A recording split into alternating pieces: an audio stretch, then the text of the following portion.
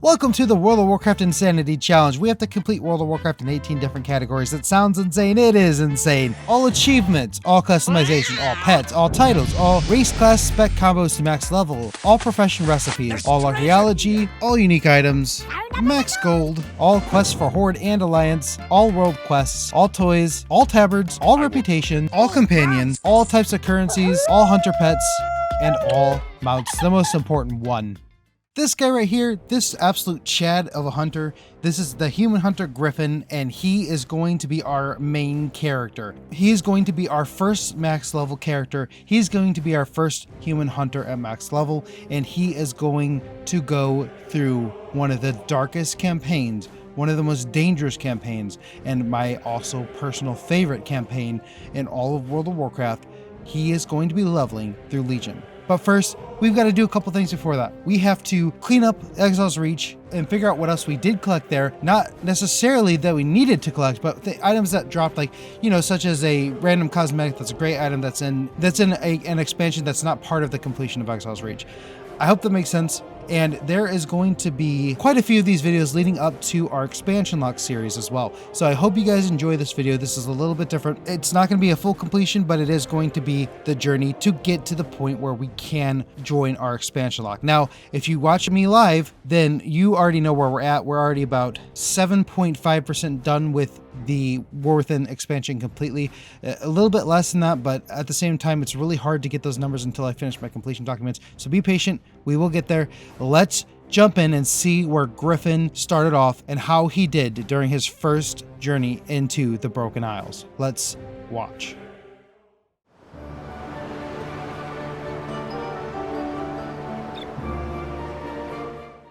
Very quick disclaimer here.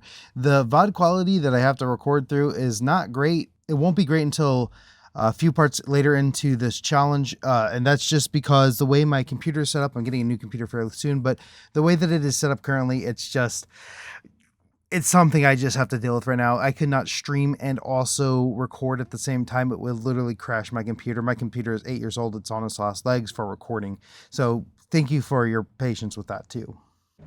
Okay, so the first thing we need to do is go all the way back to the Exile's Reach, and we need to clean up a few items here. So the first item that we're going to pick up is from the Quillboars, and the first Quillboar that we killed actually dropped a Bent Large Shield, which counts as a customization, and this also doesn't really count exactly for Exile's Reach completion since we can find that anywhere, but however, it is an item that we need to document. So there we go. That's our first item that we're going to document in this video. The next thing we achieve is actually an achievement here, Represent. Now, we already talked about the tabard in our video. However, we did not really document the achievement because that is not an Exile's Reach specific achievement. So here we are. We got our first achievement of the account. That's it for the very first video of Exile's Reach. Again, our next stop is in Exile's Reach, but it's in the next video, the next live stream. And here we are going to document the rest of the pebbles that we found in the chest here. And the reason why is because these pebbles are found in other locations of World of Warcraft, so they weren't needed to be documented for Exile's Reach specifically. So when we go up to this treasure chest here, the Precious Ogre Stash, we will receive a strange pebble, a pretty pebble, and a shiny pebble. After completing like Ogre Steel Slaughter, we get 2 achievements here, and that would be receiving our first leveling achievement, level 10, and the Fast and the Fierce, which is a riding skill. That means we can use mounts now, which is fantastic.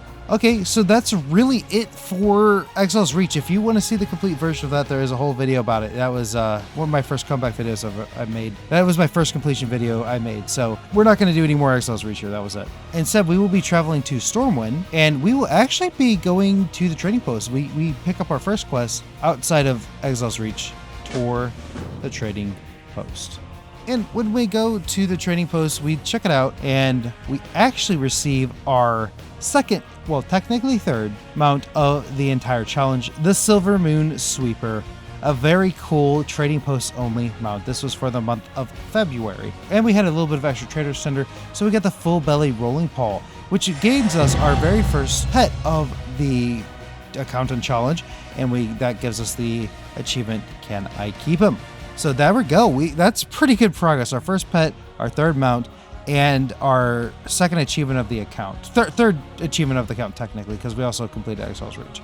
Now, at this point, I had to make a decision, right? I just completed Exile's Reach, and I know I need to get to level 80. At this point, I'm not locked into expansion lock. Actually, I don't do that until freaking August. So that means that I have to figure out how I want to go about getting to level 80. Now, I had many choices. I could have just done Dragonflight, and honestly, I don't mind Dragonflight, but I think it's in the lower half of my expansions. It's not my favorite, it definitely, and it's not my least favorite. You know what I'm saying? Like, it's above BFA and Shadowlands, but it's even probably above Draenor, but just barely. You know what I'm saying? Like, it was... the thing about Draenor is it was really fun to do everything in it.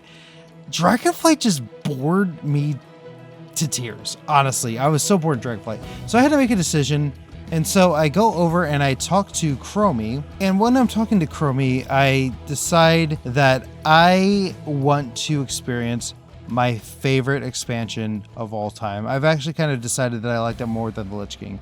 Now, the Lich King is a lot of fun. The Wrath of the Lich King is a lot of fun. However, Legion just had so many good memories in it, and it also just reminded me of like all the good times I had during that expansion. So we pick up our first quest with the Legion expansion. The Legion returns, and we are now locked into Legion, but not forever, just until we get to level 80. In order to complete this quest, we need to go over to Stormwind Harbor. I apologize for the lag. I mentioned it earlier, but this is a recording of the VOD. That's the only way I have access to the footage, because my computer is dying. There's more on that later too. It's not good, guys. It's not looking good. I don't think Surger's going to cut it. I don't think Surger's going to work for my computer. I think it's just a lost cause at this point. But we talked to Recruiter Lee, and we get the quest to be prepared. Now, what Recruiter Lee tells us is that we have to get our armor polished, we have to empower our weapon, we have to eat our last meal, and we have to warm up with a duel. Because this is going to be a very dangerous, very gritty, very dark, very grim journey. We're going to be taking on the Burning Legion themselves. So let's go ahead and polish our armor. Let's empower our weapon. Let's warm up with a duel. And let's eat our ribs for our last meal. Gotta love the ribs. We also found a little Rumble coin here on the Stormwind dock. So if you are looking for this Rumble coin, it's right here. Obviously, this will be for a much later achievement. That'll be in Dragonflight, so we're not even close to being able to look for those in this challenge. But we got one coin here while we're in Stormwind. Now we can turn in our quest to be prepared. And we get a ring, Signet of Stormwind, which is really nice. After turning in that quest, we can get our first major questline story. The Battle for the Broken Shore. If you've played Legion, you know exactly what's going to happen here. Now, I had only played Alliance one time through this, so my thoughts were a little iffy on this. So it wasn't exactly a new experience, but it wasn't exactly an older experience. Like I'd experienced this once, but it also was done almost 6 years ago, probably. I don't really remember it on the Alliance side. Horde side, I've done it like 3 or 4 times, so I do remember it pretty well.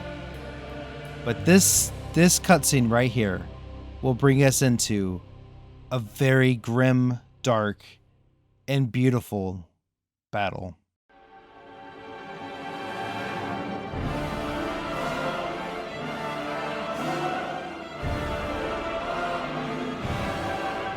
We jump in a ship and we fight in a battle for Azeroth. Well, not that expansion, but it is a battle for Azeroth. To save the world from the Burning Legion for the Alliance. Surviving the journey to the Broken Shore was nothing short of a miracle. We are bombarded on all sides.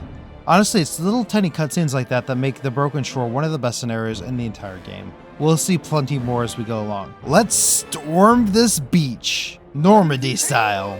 On this beach, there are dozens of Legion forces and these weird towers. Well, of course, we're gonna have to defeat all of them with our allies here. And thankfully, we get some buffs from the leaders. We have Jaina here. We have Gen Greymane here. You know who's missing though, right? Varian Wren.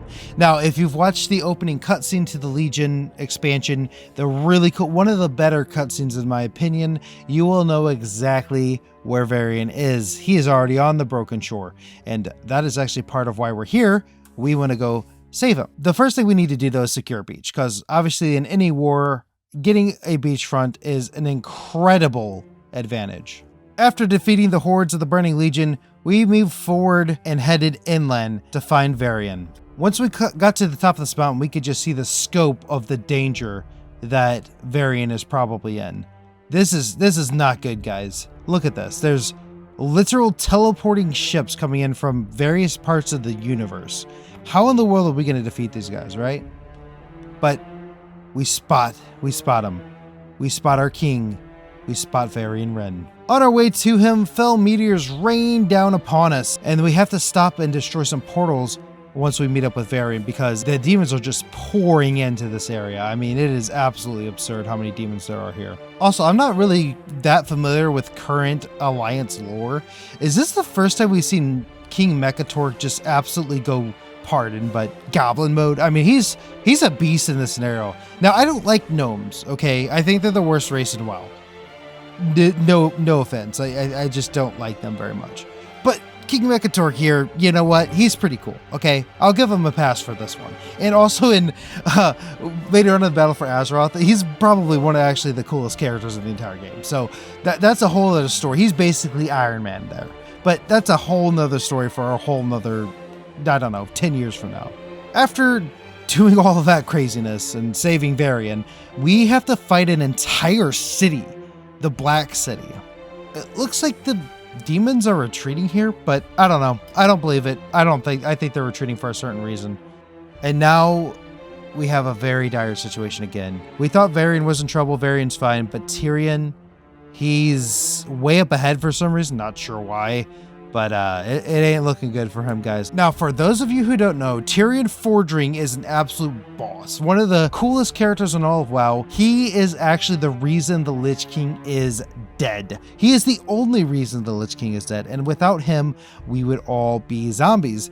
And also without him, Bolvar Fordragon would not have become the new Lich King. So he's one of WoW's, I would say, probably in top 10 most important characters. It doesn't look good for him though. In all honesty, Blizzard did him kind of dirty here. He really deserved a much more glorious death than this. This is just kind of sad, guys. He gets like, I don't know, some halitosis breath from this big gigantic monster, whatever this thing is, and yeah, it's just kind of a sad death, honestly. Dying in a scenario? Come on, man. Come on, why couldn't he have tried to fight Gul'dan, right? We take revenge on this absolute abomination of a guy. And so we killed him, and now Jaina makes some more bridges for us, and we continue on our journey through the Broken Shore. The next stop, Gul'dan. Let's see if we can take him out, guys. Now, if you know anything about World of Warcraft lore, he does not die here. Actually, he survives for quite a bit longer. And right here, we face off with Gul'dan. I couldn't figure out how to trigger the fight, so I went and tried to punch him in the face. It immediately failed. So, word of note here, public service announcement, don't try to punch Gul'dan in the face. It doesn't work very well. So Gul'dan uses his good old fel magic, and he puts up a giant army in front of us. And not looking so good, is it, guys? We fight wave after wave, but it's no use. It's impossible to kill them all. There are just hundreds and hundreds and hundreds of demons. And this is one of the best cutscenes in all of World of Warcraft, in my opinion. It is so good. Just watch. If you want to skip it, there'll be timestamp. Mechatork! We finished this now! Call in the gunship! Way ahead of you, sir! Transangulating our positions right now! Get it! Get it! My lord! Push forward!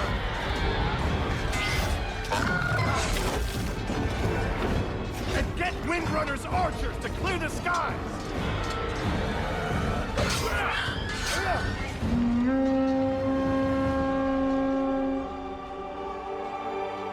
No, she wouldn't. I knew it!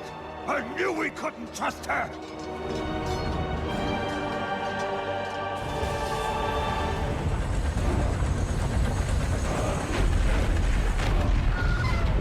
Without the Horde, we'll be overrun! We must retreat! Get everyone to the gunship. Everyone, fall back!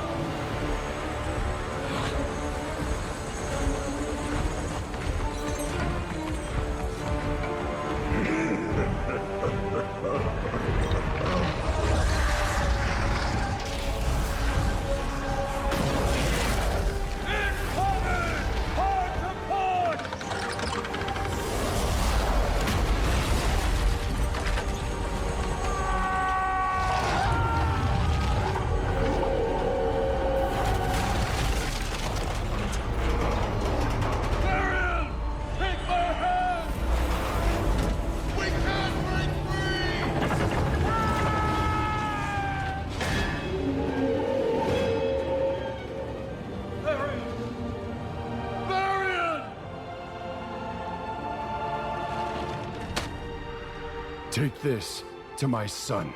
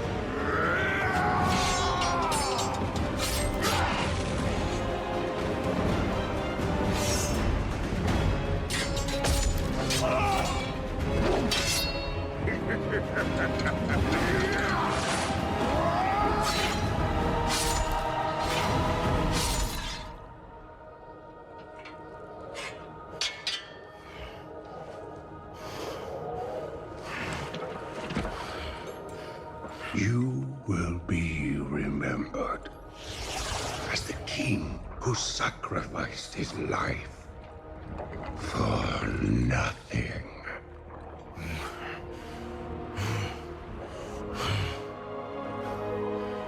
For the Alliance.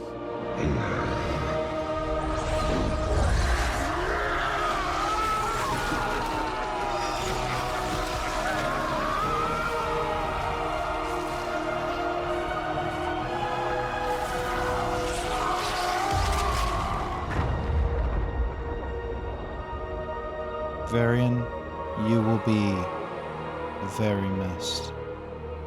One thing that's super interesting about this cutscene too is that it really does look like the Horde abandoned the Alliance. Now, if you've played the Horde side, you know that this isn't true. I'm pretty sure at this point Vol'jin gets shot, and so you retreat to because your leader just got shot. I don't remember exactly why they leave. I'll have to get back to that, but I personally think that's one of the best cutscenes in the game. It's not the best by any means. There are better ones. It's up there. It's definitely one of the better ones. Turning in the quest for completing the Broken Shore gives us a ton of cosmetics, 10 in total. That would be the Stormwind Vanguard Splitter, the Stormwind Vanguard War Axe, the Mage Blade, the Stave, the Battle Mace, the Quick Blade, the Polearm, the Dagger, the Longbow, and the Bone Grinder. Now, crazily enough, this is an Alliance-only quest, but it actually gives us all of the Horde cosmetics as well. I found this out because I have them on my Horde character, and I didn't play this as Horde, ever, not on this account at least. So with that, we also got the Bone Grinder of the Horde Vanguard, Longbow, Dagger, Poleaxe, Quick Blade, Battle Mace, Staff, War Axe, Mage Blade, and Splitter of the Horde Vanguard. Let me know if you like the visuals where I show what it actually looks like on a character. As I make more videos, get further in the YouTube algorithm, and get further along. By the way, if you like the video so far, I would really appreciate a like. You know, Gain Greymane, he's had a rough time, hasn't he? So he might need a little bit of love. That was an absolute mouthful, but we can accept our next quest. The Fallen Line. The Fallen Line is our king, of course. We lost our king, and now we must deliver his letter to his son, Anduin, noting that he is the next king of the Alliance. All of the Alliance players are here, and honestly, if you played the Horde version of this questline, you kind of got gypped here, as their entire scenario felt very rushed, and honestly, if my memory serves me right, there just wasn't as much interaction. I could be wrong, maybe I'm just misremembering, but anyway, While Jaina is all pissed off, and Illidari steps in, and obviously people are pretty mad at them because they're kind of the reason, they think that they're the reason why the demons are attacking, but this is completely different. Notice he refers to him as my king. He clearly would not refer to him as my king if he was just pure demon, right? But he gives us the quest, Demons Among Us, where he states that there are demons among us. And he goes and confronts the Stormwind guard here and just straight up says, yo, dude, you're a demon. And the guy laughs, but there are tons of demons here.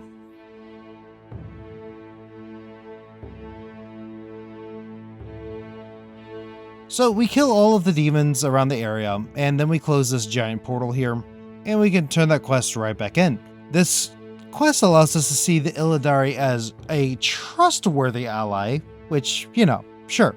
I mean, they did just help us out, right? And we can also then obtain the quest in the next recording of a video, Illidari allies. Now, okay, just a fair warning, the quality of this stream is also not that great. It's going to be like episode 2 or 3, maybe even 4, whenever the video quality dramatically improves. I was an idiot, so I'll just briefly explain it because you guys are going to laugh at me. This is absolutely stupid. But when I first started streaming, I had no idea what the hell I was doing, right? And so I thought I was fine with just how I had it set up in my old place, and I just set it up on Wi-Fi and was good to go. At my old place, Wi-Fi never seemed to have a problem, but here when I used Wi-Fi, I realized something massively wrong. The internet speeds I was getting for like just everyday stuff was fine, but whenever I looked at it for streaming, it was abysmal. I'm an idiot. So this computer is about 7 years old, 8 years old, and I could have just had an Ethernet cord plugged directly into my modem the entire time, and that would have saved me a bunch of time. So these first few streams, the reason why they suck so bad in quality is because I was trying to use Wi-Fi to stream on an 8-year-old computer. The Wi-Fi adapter only goes up to a certain point, whereas Ethernet cord, you could just pump as much juice in there as you want. So that's why there's a bunch of choppiness. I know some people, you know, may be off put by that. That's okay. I understand it. Wait till episode 4 or 5 and you can come back, right? But otherwise, we're going to have some fun. We're going to go through this very massive, very incredible, very long World of Warcraft journey to completion. For now, though, let's go ahead and meet Illyrian Blade Dancer looking over the docks to complete this quest and earn our next steps of the campaign. He gives us the quest in the blink of an eye. Archmage Khadgar also jumps in here and says that Dalaran is under attack. We're under attack. Wouldn't be the first time, and definitely won't be the last time. That's called foreshadowing, by the way. Then talking to the Skirantor emissary allows us to teleport directly to Dalaran. And just as Khadgar had mentioned, Dalaran ain't looking so good. It is under attack. It is being blown up by fell energies. Not a good thing. Not a good thing at all. We talked to Khadgar.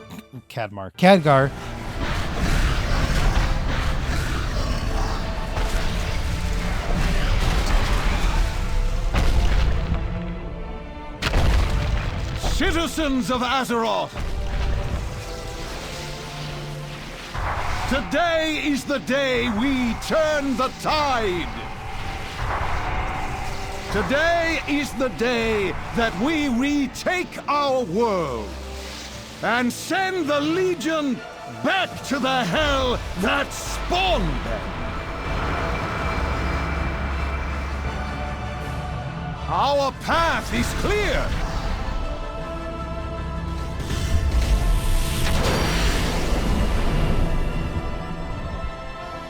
The pillars of creation await on the Broken Isles!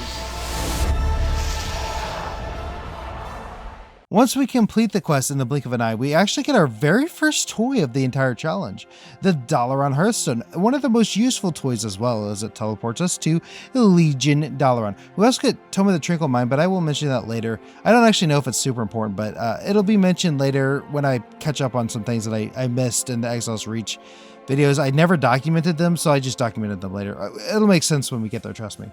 Once we go through with that, an eagle actually will randomly appear to us, telling us to report to the Hunter's Reach, and gives us the quest, Needs of the Hunters. I guess they found out that we're a hunter and they have need for us.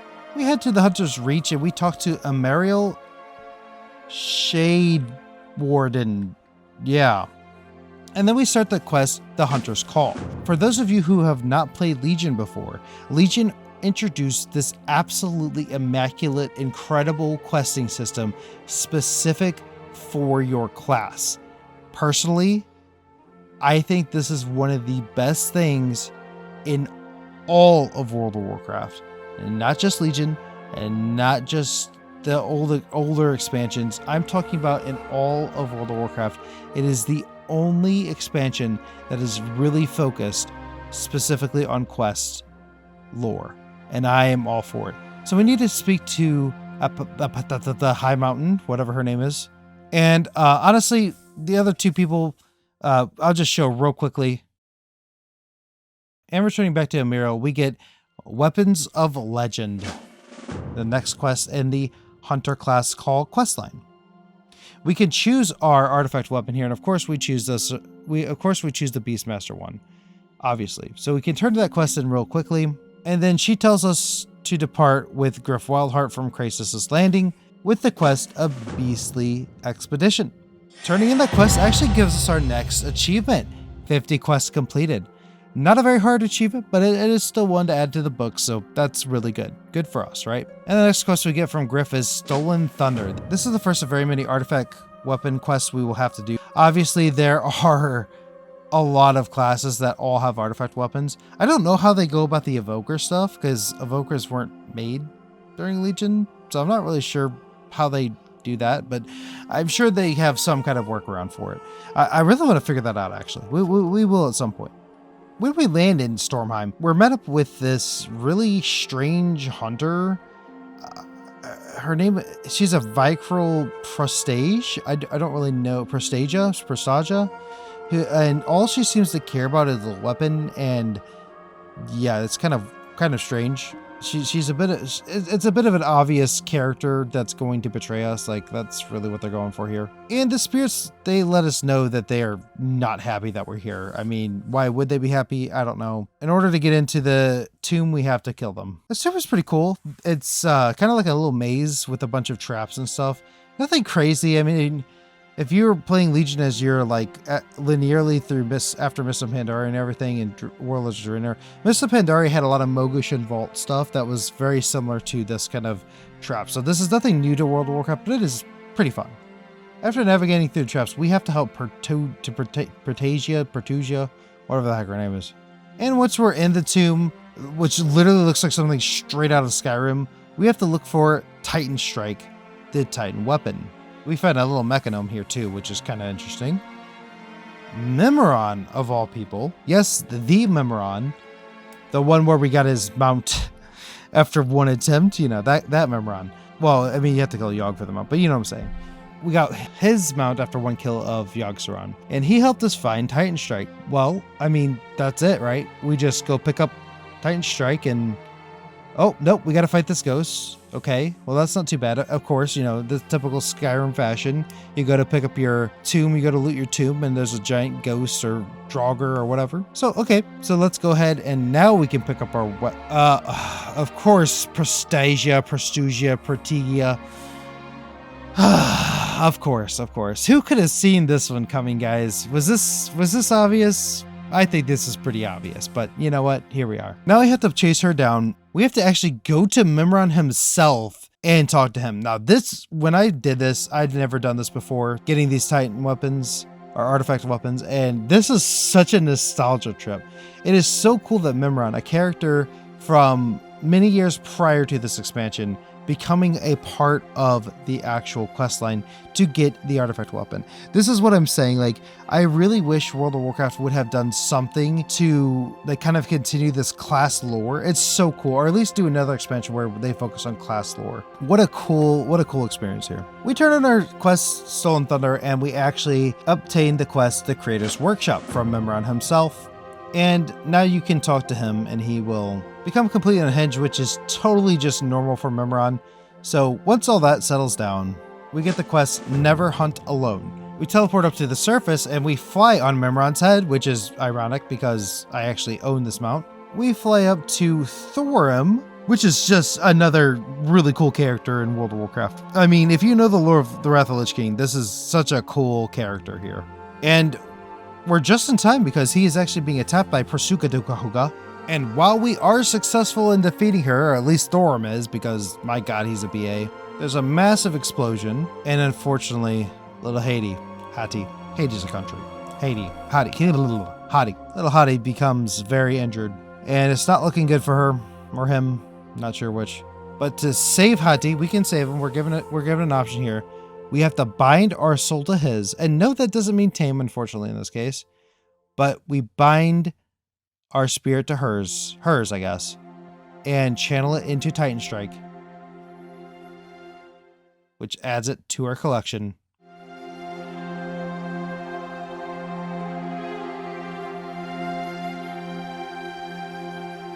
By Odin's beard, we did it. Once we return to Dalaran, we can talk again to Mariel, turn in our quest, and get the quest on Eagle's Wings. This takes us all the way to High Mountain, which we haven't been to yet, and we can talk to Mariel here and get our quest, The Unseen Path. Now, all of these are quests, they can be done by both factions, however, they are specific to the hunter classes. That's part of the reason why I said we need to do all class quests. If we don't do all class quests, we can still get 100%, but if we do all class quests, we get 100.0%. And the reason I said that is because there are literally probably over 1,000 class quests just in Legion alone. And that means that to get 100.0% completion, we have to do every one of those. Every single class order hall. It's going to be very, very egregious. After listening to them all talk about the Hunter's Lodge and all that, we get our final quest of this particular video, of this VOD, I should say, Oath of Service. And that is actually going to be it for this video. Now, I did reduce the scope of this video by about half. I originally had a script that was a lot longer, but honestly, 30 minutes is gonna probably be a good amount of video to make sure that I can get these out every 2 to 3. Unfortunately, this time it's gonna be 4 weeks. But let's do a little recap of the video before we leave. In this video, we obtained 21 cosmetics. We obtained 3 unique items. We did 10 generic quests that are on both Horde and Alliance side, 7 quests that are specific to the Alliance, 1 mount, 1 pet, 5 achievements, and 1 toy. That is quite a bit that we got accomplished. The next video in this particular series will be coming up soon. I already have, again, half of the audio recorded, so it'll hopefully be 3 weeks as opposed to 4 weeks, but I'm working on it, guys. I'm doing my best here. Let's keep this going, okay? If you really like the video, please, you can leave a comment about whatever you want, and we're going to give a huge shout out to the supporters of the channel, the legendary. We have a legendary supporter now, Stan. I'm gonna call you Stan for now, so if that's not right, just let me know. We have Epic Tilra. Thank you again for your amazing support of the channel. Then for our rare uncrafters, we have, of course, the usual suspects. Not a sarcasm, Ivalm, Snarky for Life, and a new one on Cario 2K. Thank you guys so much for your support. You can join for $1 a month and you get ad-free videos, and you also get a bunch of other perks, including emotes. I updated the emotes recently on live stream, so if you're a live stream watcher, that might be a good option for you. Otherwise, I really appreciate it, guys, and I will see you in the next episode of The Journey to the War Within.